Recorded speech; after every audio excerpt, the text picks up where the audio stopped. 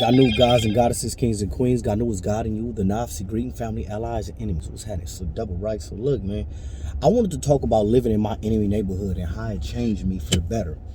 You feel me? Growing up, I was stupid. I'm not proud of none of the stuff I did out there in the streets, gang banging. There's a lot of stuff that I'm trying to repair now, and because in my soul, I feel like I needed to repair this, right? Uh, but when I moved off of the street that I lived on, because everybody know I'm Compton, California, lived in Southside, banged Southside, all that. So I moved out the hood, you feel me, on one of the main streets in the hood around that time. So I moved to a so-called enemy neighborhood, which was the Palmer Block Compton Crips. And if anybody know the history of Crippin and not just Compton, but in Los Angeles, they'll know that the first Crip on Crip beef was the 6-0s and 8 trays, and the second Crip on Crip beef was the Southside Compton Crips and the Palmer Block Crips. So y'all know that's just to set the foundation so you could know the extent of the hatred between these two gangs. And I'm talking about them been beefing for like 30 plus years right now.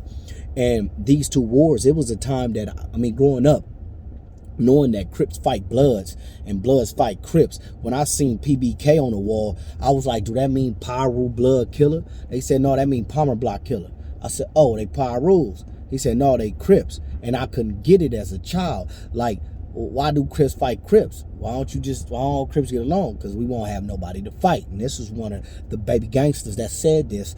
And around that time, the baby gangsters were going under Tiny Gangsters, but Tiny Gangsters switched into baby gangsters, and we was TGs, and we switched into OTGs, and that was just the rank, right?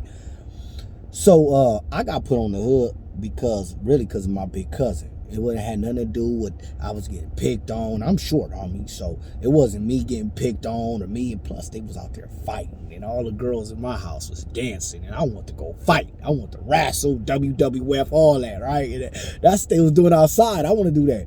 And we wasn't gang members until the police start basically treating us like the gang members. When we got a certain age, when we got like 12, 13, 14, when we got in that age bracket, then we start getting stopped by the police.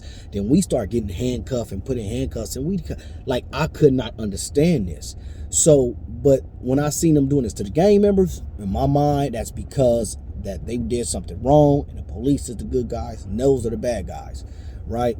But then when they start treating us like the bad guys, and we know in our mind we didn't do anything wrong, you know what I mean? It was like, damn, so we became, and I'm just setting the foundation of the psychological makeup of going to this. Now, coming up in this of now, I'm a part of this neighborhood. My big cousin chose it. My family, I got female cousins that chose it, and now my mother, 2 sisters, children, all is in this hood now. Now we all just this South Side, right? Now it's a love for it, and we developed of something that it became extended family. And I remember being outside in the front yard when cars ride by. We got low, and we used to point guns at the cars. Just if these motherfuckers shoot, sometimes it's like, hey, get down, get ready. If they shoot at me, dunk their ass out, and I'm out there, boom, and I'm hitting them up. Like every car that ride by, I'm hitting them up. Homies behind parked cars, ready to bust on them. You know what I mean?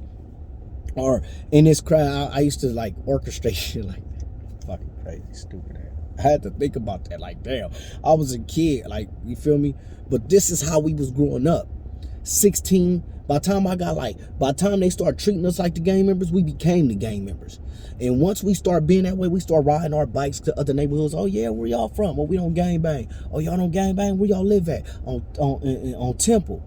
Oh, y'all South Sides. Soon they heard Temple Ave, that was it, y'all South Side. So everybody started labeling us this. So once we start being labeled, the mentality came with it. We start getting shot at too. And once we start getting shot at, it's like, fuck it. Now it's go hard for the hood. Now you got this go hard for the mentality, and me living in this neighborhood and knowing, all right, this is what we have to do to protect it, and growing up in this mindset and force. You get forced with force, and you get forced with overwhelming force. That's what it was. Giving force with overwhelming force. Been willing to die for this shit. I'm a real nigga. I die for this shit. That was the mindset. And that mindset had me I got to a point, like, you ask the homies, like, I used to be like, F God, this Southside Compton crib. Like, God can't see us. This nigga, this double S. That's what it was. I was gone like that, right? I wrote the hood on the church. And but when we moved, my uncles was like asking my mama, why did you move over there? And she like, what do you mean? You know what I mean? Now, this is my mama. My mama OG, homie. My mama and my uncles are OGs. But my mama really like left all that alone and start tending her children, especially after her mother done passed. It threw her through a world spin. So now my uncle's asking my mama why they moved over there. My big cousin Looney, rest in peace, 6'9" East Coast Crip. My big cousin Nord, rest in peace, Linwood Pominoke Crip. You feel me? My big cousin Big Slip, rest in peace, Southside Compton Crip. You know, even my cousin Monster, may he get free, Pocket Hood Compton Crip. You know what I mean? My cousin Doodall, PJ Watts Crip. And it's like all my family, and that's just to name a few, was like, damn, he can't live over here. I remember my big cousin, Big Slip, my auntie told me the story that he was like, mama, take me over there to go see where he living at. You know what I mean? And they get in the car. Damn, my big cousin gone. God, that shit hurt, homie. My big cousin get in the car and ride over there with my auntie. And like, mama, he can't live over here. Like, he can't live over here. And homie, when I tell y'all, me being me, I never had no problems with the Palmers. I actually got in a fight with the homies over the Palmers. You feel me? It's like, why we beefing with the Palmers? I didn't understand that. That's a BG beef. We OTG. We in this shit now. Like, we squabbling with motherfuckers, getting into like little minor scrimmage shootouts and shit. And this thing happened, and then it's like,